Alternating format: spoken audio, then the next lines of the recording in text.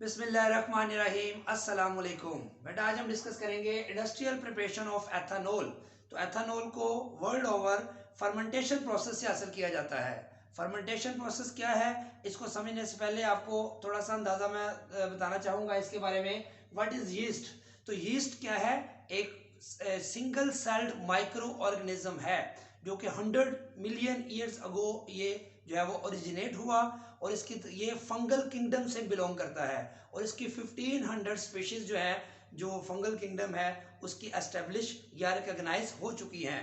Total fungal kingdom जो भी है जिसकी 1500 स्पीशीज रिकॉग्नाइज हो चुकी हैं उसका 1% जो है वो यीस्ट पर मुश्तमिल होता है। तो यीस्ट क्या है? Single celled micro organism which belongs to fungal kingdom.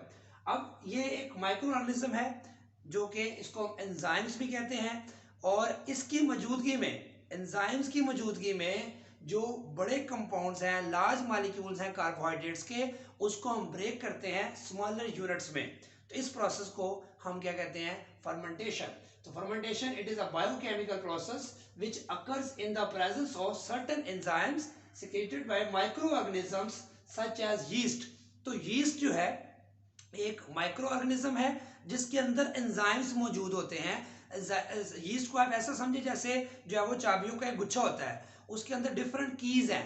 तो हर की का एक अलग फंक्शन है। एक अगर उसके अंदर एक गाड़ी की है तो वो उससे आप गाड़ी का लॉक ओपन कर सकते हैं। अगर किसी ड्रॉ की है तो उससे आप ड्रॉ को ओपन कर सकते हैं। सेम इसी तरह यीस्ट के अंदर जो मेजर दो प्रिंसिपल एंजाइम्स पाए जाते हैं, एक होता है इन्वर्टेज और एक होता है जो है इन्वर्ट माल्टेज। उसके अलावा माइनर एंजाइम्स भी मौजूद होते हैं उसके अंदर, वो जायमेज है, डायस्ट्रेज वगैरह वगैरह। तो हम डिस्कस करते हैं। तो हमारे पास फर्मेंटेशन प्रोसेस का समझ आ गया आपको क्या होता है। एक बायोकेमिकल प्रोसेस होता है जिसमें हायर कंपाउंड्स को, लार्ज मॉलिक्यूल्स को, कार्बोहाइड्रेट्स को हम ब्रेक करते हैं स्मॉलर यूनिट्स में। अब हमारे पास जो फर्मेंटेशन प्रोसेस है, आपको बताया हमने माइक्रो ऑर्गेनिजम्स की मौजूदगी में होता है जो कि यीस्ट जिसको हमने कहा। अब इसकी जो प्रोसेस है, इसको प्रोसीड करने के लिए क्या क्या नेसेसरी कंडीशंस हैं। मोस्ट इंपॉर्टेंट शॉर्ट क्वेश्चन आता है कि फर्मेंटेशन के लिए नेसेसरी कंडीशंस क्या हैं। तो सबसे पहले याद रखें कि हमने माइक्रो ऑर्गेनिजम्स को ग्रो करना है कार्बोहाइड्रेट्स में, तब फर्मेंटेशन होनी है, अदरवाइज फर्मेंटेशन नहीं होनी। No micro organisms no fermentation, ये बात याद रख लें। अब माइक्रो ऑर्गेनिजम्स को ग्रो करने के लिए जो कंडीशंस हैं, वो पहली कंडीशन क्या है? Optimum temperature. ये मोस्ट इंपॉर्टेंट कंडीशन है। अगर जो है टेम्परेचर ऑफ द सब्सटेंस, जिस रिएक्शन चैम्बर में आप रिएक्शन कर रहे हैं, 125 से कम या 35 से ज़्यादा टेम्परेचर होगा तो माइक्रो ऑर्गेनिजम्स ग्रो नहीं करेंगे, तो फर्मेंटेशन का प्रोसेस नहीं होगा। इस रेंज के अंदर टेम्परेचर होना जरूरी है। दूसरा point, proper aeration, proper air होना जरूरी है ताकि माइक्रो ऑर्गेनिजम्स ग्रो कर सकें। Dilution of solution, solution must be dilute. अगर सोल्यूशन ज़्यादा कंसंट्रेटेड होगा तो याद रखें माइक्रो ऑर्गेनिजम्स ग्रो नहीं करेंगे, जिस वजह से फर्मेंटेशन का प्रोसेस नहीं हो सकता। तो सोल्यूशन मस्ट बी डाइल्यूट। उसके बाद एब्सेंस ऑफ एनी प्रेजर्वेटिव, तो कोई प्रेजर्वेटिव भी उसमें आपने ऐड नहीं करना क्योंकि माइक्रो ऑर्गेनिज्म ग्रो नहीं करेंगे। तो ये तमाम वो कंडीशंस हैं जो कि हमने फुलफिल करनी है तो फर्मेंटेशन प्रोसेस प्रोसीड होगा, ठीक है, अदरवाइज फर्मेंटेशन प्रोसेस प्रोसीड नहीं होगा। तो इसलिए जो है ये क्यों जरूरी है, क्योंकि माइक्रो ऑर्गेनिजम्स की ग्रोथ के लिए ये तमाम कंडीशंस का फुलफिल होना जरूरी है। अब हम डिस्कस करेंगे कि कौन से रॉ मटेरियल हैं जिससे हम जो अल्कोहल हासिल कर सकते हैं। तो रॉ मटेरियल्स जो इसके लिए हम यूज़ करते हैं, एक मोलेसेस है, स्टार्च ग्रेन्स और फ्रूट जूसेस। पाकिस्तान में हम मोलेसेस से, स्टार्च ग्रेन से और फ्रूट जूसेस से जो है वो हम अल्कोहल हासिल करते हैं। तो हम अब डिस्कस करेंगे कि मोलेसेस से कैसे हासिल करते हैं। अब देखिए मोलेसेस क्या है, पहले हमें देखना है कि मोलेसेस से अल्कोहल तो हासिल करते हैं, लेकिन मोलेसेस है क्या।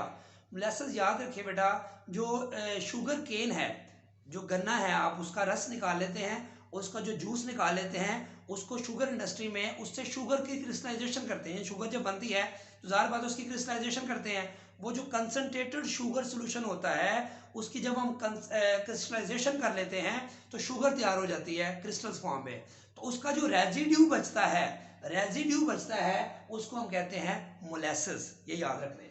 और मोलेसिस क्या होती है? बेसिकली सुक्रोज ही होती है, C12H22O11। जब इसमें वाटर ऐड करते हैं in the presence of invertase enzyme जो कि यीस्ट में पाया जाता है, तो ये सुक्रोज जो होता है बेसिकली याद रखें 2 यूनिट से मिलकर बना होता है, एक ग्लूकोज और एक फ्रुक्टोज। तो ये ग्लूकोज और फ्रुक्टोज में ब्रेक हो जाता है, इसी प्रोसेस को हम क्या कहते हैं? फर्मेंटेशन। ये लार्ज हाइड्रोकार्बन ये स्मॉल हाइड्रोकार्बन में कन्वर्ट हुआ by the process of micro organism which are present in yeast. तो ये हमारे पास एक सिंपल फर्मेंटेशन प्रोसेस था जिसमें मैंने सुक्रोज को ब्रेक किया ग्लूकोज और फ्रुक्टोज में। जो ग्लूकोज आंसर होता है, फर्दर यीस्ट में ही एक और एंजाइम पाया जाता है जिसका नाम है जाइमेज। तो जाइमेज इसको ब्रेक करता है तो अल्कोहल और कार्बन डाइऑक्साइड आपके पास हासिल हो जाती है, 2 molecules of alcohol and 2 molecules of carbon dioxide, इसको बैलेंस किया हुआ है। तो ये देखें सिंपल सक्रोज से अल्कोहल हासिल हुई है हमारे पास 2 स्टेप में। पहले इन्वर्टेज ने इसको ब्रेक किया ग्लूकोज फ्रुक्टोज में, फिर ग्लूकोज को ब्रेक किया अल्कोहल और कार्बन डाइऑक्साइड में। उसके बाद है हमारे पास स्टार्च ग्रेन से भी हम इसको हासिल कर सकते हैं। तो स्टार्च बेसिकली क्या होता है आप देख सकते हैं, C6H10O5N इसका जो फॉर्मूला है, जनरल रिप्रेजेंटेशन है इसकी। और याद रखें जो स्टार्च है ये ग्लूकोज के यूनिट से मिलके बने होते हैं, छोटे छोटे यूनिट से। तो बहरहाल या 14 चैप्टर में भी हम पढ़ेंगे जाके। तो स्टार्च के अंदर वाटर ऐड करेंगे N मॉलिक्यूल्स, और यीस्ट में मौजूद एंजाइम डायस्ट्रेस इसको ब्रेक करेगा माल्टोज में। माल्टोज का फॉर्मूला क्या है? C12H22O11।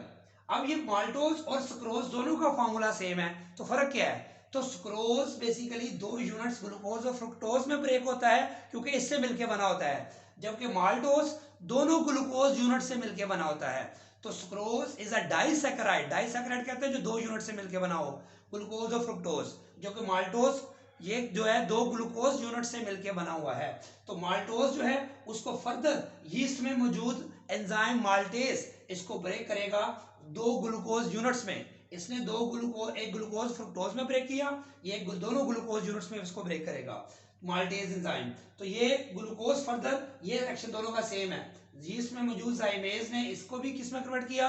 Alcohol plus carbon dioxide में। तो ये भी इसको कन्वर्ट करेगा अल्कोहल प्लस कार्बन डाइऑक्साइड में। तो ये मोस्ट इंपॉर्टेंट ऑब्जेक्टिव है कि ग्लूकोज अल्कोहल में किस एंजाइम की मौजूदगी में होता है? तो जाइमेज। इसी तरह सुक्रोज को कौन डिकम्पोज करता है ग्लूकोज और फ्रुक्टोज में? इन्वर्टेज।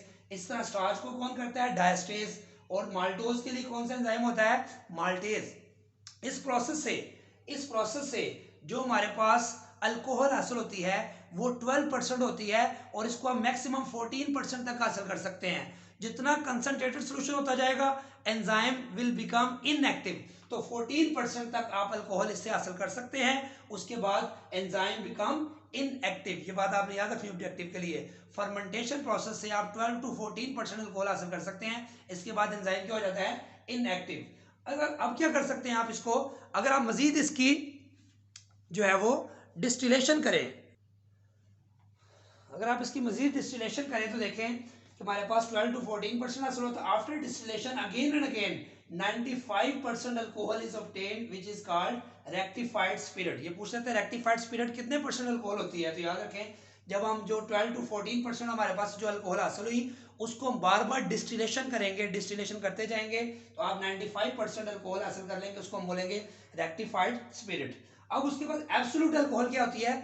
100% प्योर अल्कोहल को हम क्या कहते हैं? Absolute alcohol. वो कैसे हासिल करते हैं? जो 95% रेक्टिफाइड स्पिरिट आपके पास आई होती है उसके अंदर हम कैल्शियम ऑक्साइड ऐड कर देते हैं।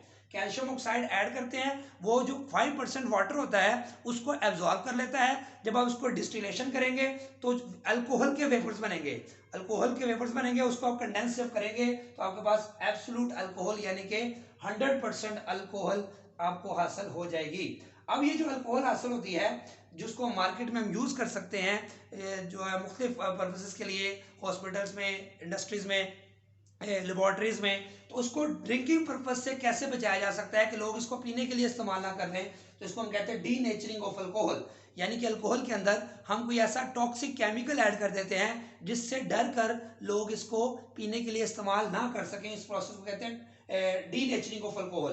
तो बाय एडिंग 10% मैथनॉल, उस अल्कोहल में हम 10% मैथनॉल ऐड कर देते हैं जिसको हम कहते हैं मिथाइलेटेड स्पिरिट, और इसके लिए इससे ये टॉक्सिक हो जाती है, इससे लोग डर के इसे पीने से इसको अवॉइड करते हैं। या इसमें 5% पिरिडीन या 5% एसीटोन भी ऐड कर सकते हैं। तो ये पूछ सकते हैं आपसे कि डी नेचरिंग ऑफ अल्कोहल क्या होती है?